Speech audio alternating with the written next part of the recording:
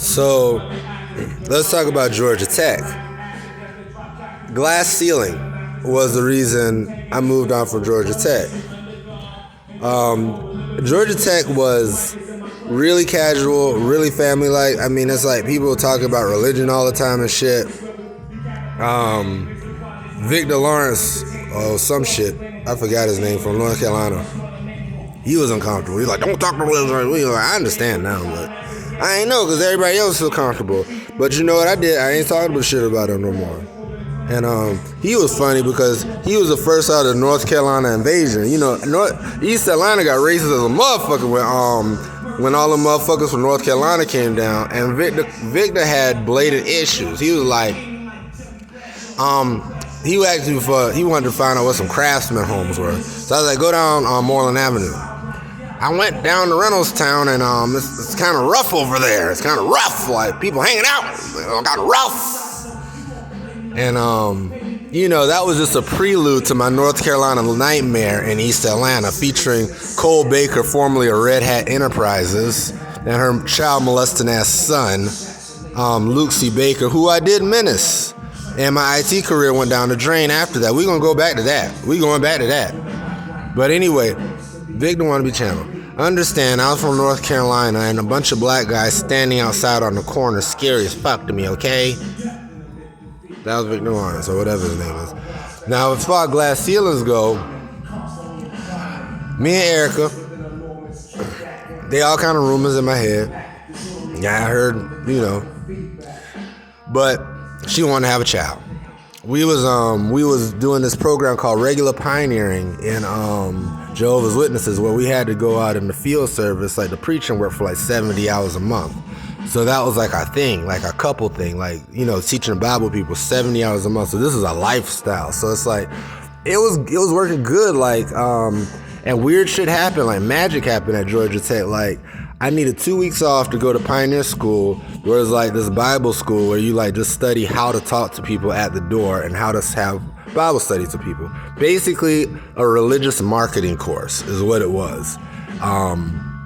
And we had some kind of award. Like, I was like, how am I going to afford to take 2 weeks off just out of the blue? There's some kind of award that came through at Georgia Tech. We just got random ass bonuses. I got like $2,000-$3,000. We got some shit like that.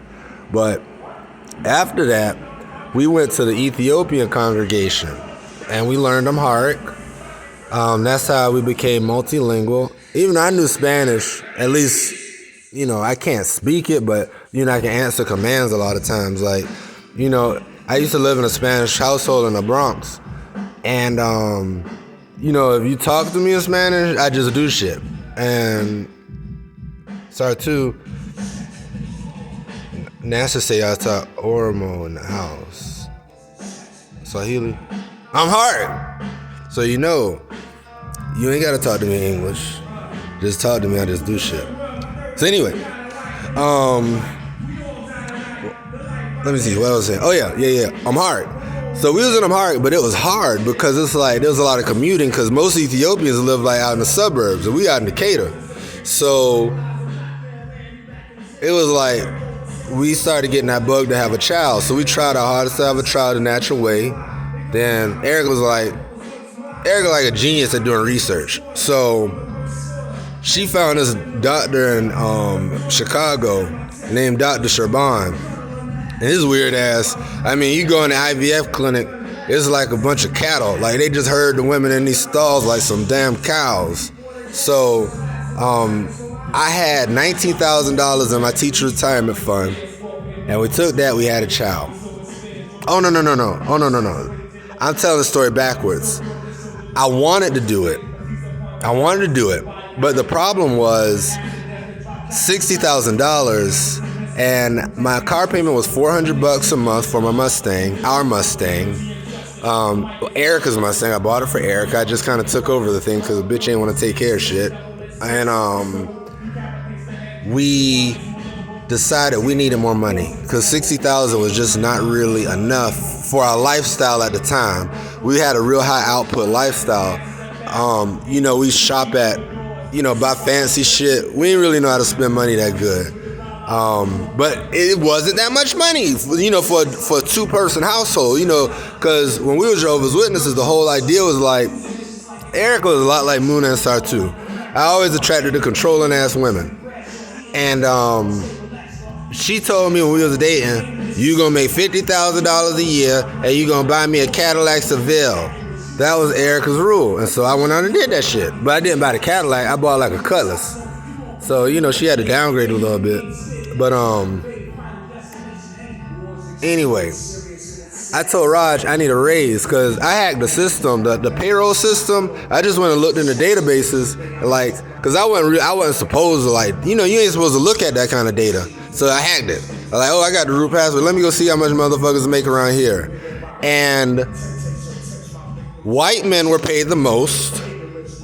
The Indian men were paid the same as white men.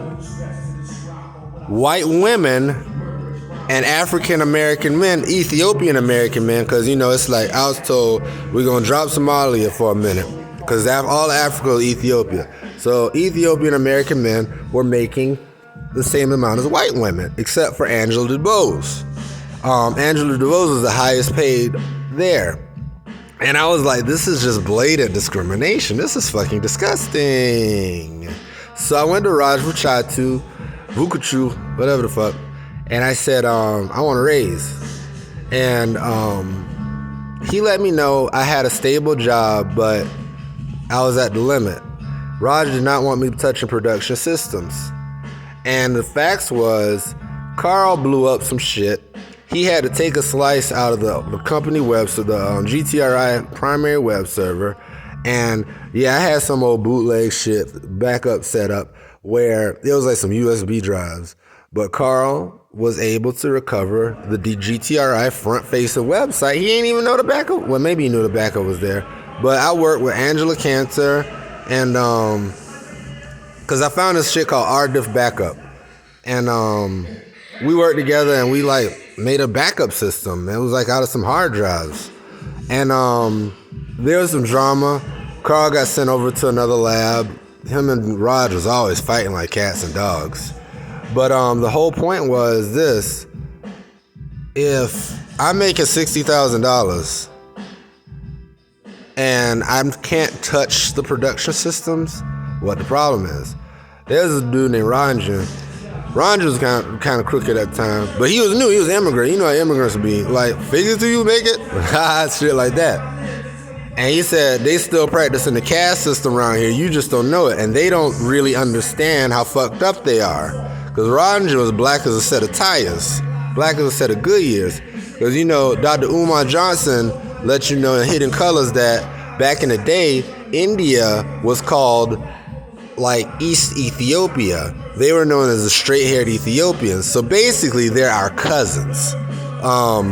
I even did some research, and I talked to some sources in channeling, and I did some personal research, whereas there was a divide where over on the motherland, we was more into partying and shit. Nineveh was known as a big party country.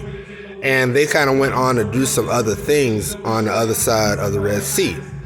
But anyway, glass ceiling, he said, it was too much work, basically, for one person. Channel who? Roger. This is Raj. Understand, I was overworked too, but the thing I didn't give you the benefit of the doubt on was the fact that Carl was blaming you. Those are the things you don't know that I know, where I can vouch for you and say that there's things that you have learned and you can do, because what you say you do is always true.